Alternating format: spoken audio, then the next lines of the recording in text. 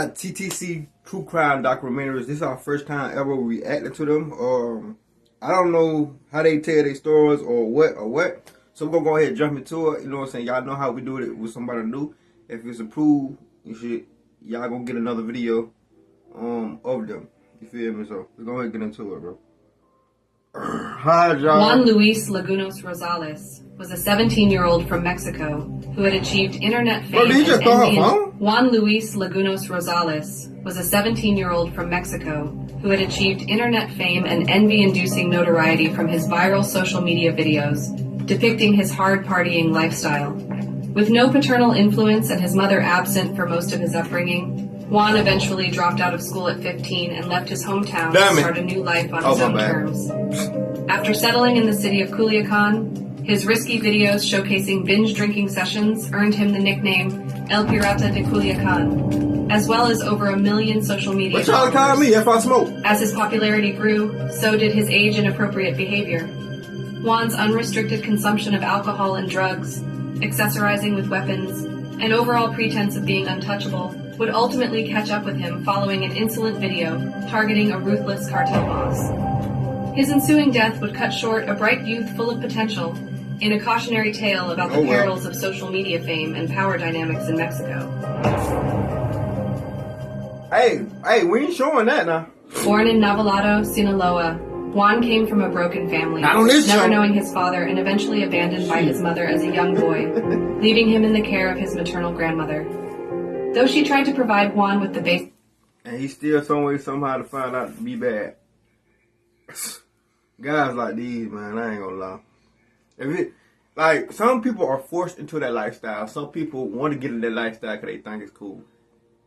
Be honest with you, gangs and shit, like, that shit just... It ain't all that, bro. I ain't gonna lie. Cause everybody get in that gym, they gonna tell. You got some that stay solid, but they dumb as if you ask me. necessities. Life with his grandmother was far from ideal. I'm telling. Juan ended up dropping out of school at the age of 15 and set off on his own 20 to the years? city of Culiacan, Huh? where he supported himself washing cars. Lacking 10 maturity and years? supervision, Juan was highly 5 impressed with years? Culiacan's rampant vices. He started dabbling in drinking at parties to gain acceptance. But what began as typical teenage rebellion soon spiraled out of control into intense binges. Juan often drank entire bottles of liquor in one night, posting his exploits online for all the world to see. They're worried about making their rent, about being able to afford groceries. How do you tell someone like that hey... He want the world to see that he lacked. In December 2016, one particular video showcasing an exceptionally intoxicated Juan went viral. The footage depicted him chugging a bottle of vodka until passing out, earning significant views and attention beyond just his existing social media network. This initial taste of internet fame marked a turning point for Juan, who began actively trying to expand his online follower count through similarly outrageous... I'm gonna do that one time. Y'all gonna mess with me? Nah, I'm trying to change my narrative on my channel. That's why I ain't been really... Well, I'm rolling now, but y'all ain't gonna see me smoking. You feel me? I'm trying to change the whole narrative on my channel.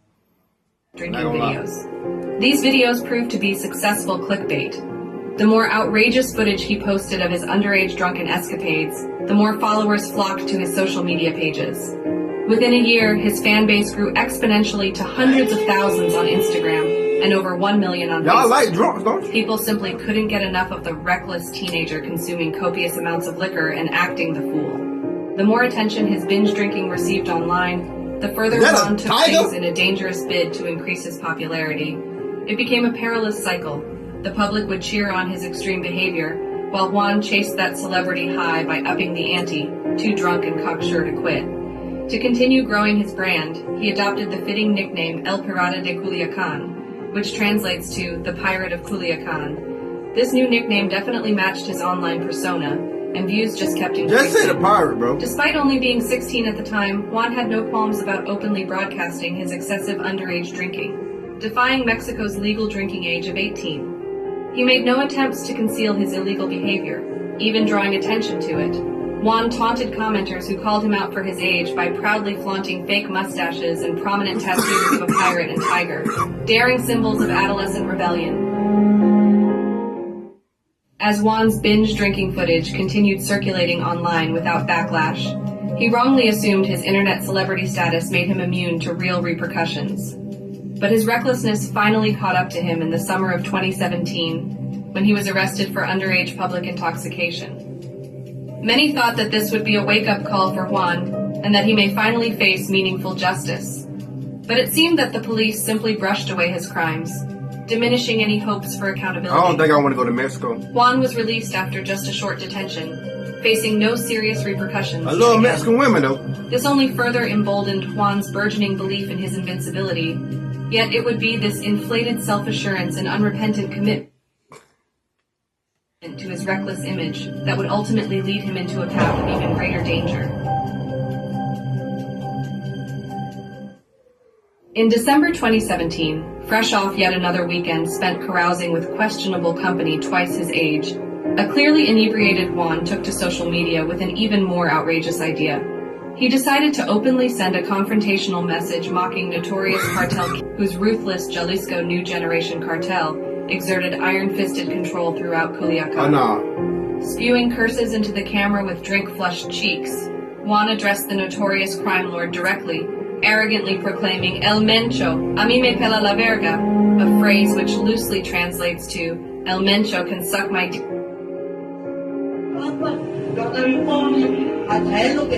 You'll never catch me saying that like that. It's like this, you know what I'm saying? This, you know what I'm saying? This and the dead, like that shit lying to me. I ain't gonna lie. I'm older now. That shit really lying when you think about it. That shit really lying. I ain't gonna lie. That's why I start reacting to certain like music videos. You feel me? It's still entertaining. Don't get me wrong. And I still be shocked at the motherfucker. I ain't gonna lie. But I ain't gonna lie. Me personally, this and that. Nah, I ain't doing it, cuz. Perhaps a sober person may have thought twice before daring to publicly mock a violent gang leader. But Juan saw this stunt as a ticket to even more views and fame. The stupid drunk stunt lasted barely a minute, but the sobering consequences would last a lifetime. Juan had drastically misjudged both his own untouchability and as well as El Mencho's propensity for violence. Oh my God! What is that?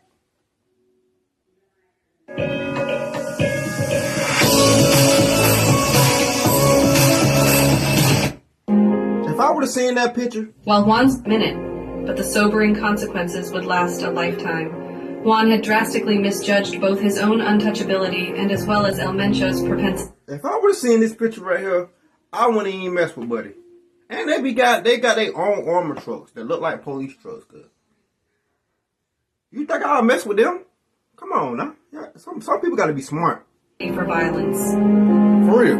Y'all got to be smart sometimes. While Juan's viral rise took place in a relatively short span of years, the formidable gang lord he dared to taunt had spent decades methodically rising to power. Nemesio Oseguera Cervantes, known widely as El Mencho, began his career in the 1980s as a police officer in the Mexican state of Michoacan. But he had actually grown up poor in a small village in Jalisco, the same state where Juan Luis would meet his end. El Mencho quickly realized that honest money was much harder to come by, so he decided to switch to the dark side and join the Milenio cartel in search of fortune. Definitely. He quickly worked himself up the ranks, but when the top leaders of Milenio were killed off by rival gangs, El Mencho broke ranks in 2010 to form his ruthless syndicate, the Jalisco New Generation cartel. Through intimidation tactics and savvy maneuvers, he transformed CJN into one of Mexico's newest yet most dangerously efficient cartels. With expansive contacts in Asia and Europe developing from his early career working with other organized crime outfits, El Mencho gradually crafted CJN into Mexico's leading exporter of methamphetamines and fentanyl. Not only was CJN known for its illegal drug trade, but its rapid rise was marked by unspeakable violence, including publicly hanging mutilated bodies from bridges or dumping severed heads in front of government buildings. Police convoys were ambushed, and footage of vicious torture sessions circulated as both intimidation and recruiting tactics. There's a movie like that. I forgot. As El Mencho's empire and list of atrocities grew, both the United States and Mexico took notice. Seeking to dismantle his vast criminal network flooding illegal substances across borders, the U.S. State Department offered an unprecedented $10 million reward in 2018 for information leading to his arrest. But with his wide financial resources and alleged political protection, El Mencho remained at large. major crackdown on who's a snitching on cartel him? that has hubs in LA and Nobody. across the US. Eyewitness News reporter Rob Hayes joins us now live in our newsroom with more. Rob? Yeah, the Cartel de Jalisco Nueva Generacion, the CJNG, is one of the most dangerous criminal organizations in the world.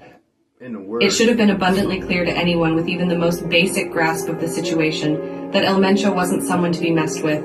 Yet Juan made the fateful mistake of directly insulting the ruthless cartel boss, gravely underestimating who he was provoking. Taunting El Mensch was Juan's first big mistake, yet it wouldn't be his last. Scarcely few weeks later, in December 2017, Juan made another reckless decision that would cost him his life. Still reveling in the attention and controversy sparked by his El Mencho video, Juan was out again partying and drinking up a storm. Caught up in the moment, he logged in online and posted to his followers the name of the bar and city where he was currently at. Done. He assumed that thousands of his fans would come to the bar and continue the festivities with him. He issues his own death warrant the moment he clicked share location on that post. Within a few hours of making the post, a group of armed men abruptly stormed into the bar in Jalisco where Juan was partying with his friends. Screams and breaking glass pierced through the blaring music as the gang swiftly made their way to Juan's table. Without a word, they unleashed a barrage of bullets that struck Juan over 15 times at point-blank range, killing him on the scene. Better watch your words, man.